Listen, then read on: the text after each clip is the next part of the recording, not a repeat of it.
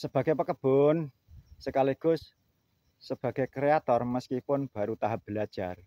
Setiap hari tidak bosan-bosannya menyampaikan apa yang menjadi pengalaman berkebun saya, baik itu cara menanam jagung ataupun meruning. Dan kali ini saya mau berbicara tentang cara meruning tanaman kita itu sendiri. Cara yang pertama yang lebih efektif yaitu potong pada bagian yang rusak. Dengan melakukan pemotongan pada bagian yang rusak atau sakit, itu juga mencegah penyebaran penyakit pada tanaman itu sendiri, sekaligus meningkatkan kesehatan tanaman jagung. Kayak gitu ya, Bolo.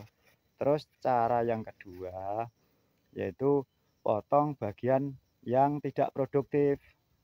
Dengan memotong bagian tanaman yang tidak produktif, bisa tentu bisa mempromosikan pertumbuhan tongkol pada tanaman jagung itu sendiri, sekaligus apa ya istilahnya menjaga kesehatan tanaman itu sendiri dan juga memperbesar tongkol jagung itu sendiri. Artinya eh, kita harus melakukan penjarangan pada tanaman jagung ini sendiri yang tidak produktif itu harus kita buang.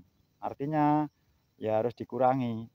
Kalau bahasanya orang sini ya dibajuki lah kayak gitu. Tujuannya ya tadi agar tidak terjadi kompetisi pada tanaman-tanaman jagung kita itu. Itu yang kedua. Terus cara yang ketiga yaitu melakukan pruning pada waktu yang tepat. Dengan melakukan pruning pada waktu yang tepat, itu juga bisa meningkatkan hasil panen dalam hal kualitas maupun kesehatan tanaman itu sendiri, juga memperbesar tongkol jagung itu sendiri.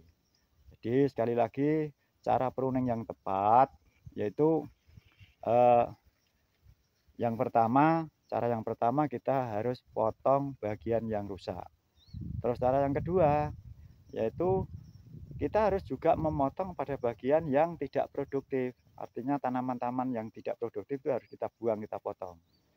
Tujuannya agar tidak terjadi kompetisi pada tanaman itu sendiri. Terus cara yang ketiga yaitu pruning pada waktu yang tepat. Kesimpulannya, dengan melakukan pruning pada waktu yang tepat, yang jelas bisa meningkatkan hasil panen, baik itu panen yang berkaitan dengan kualitas ataupun kesehatan tanaman itu sendiri.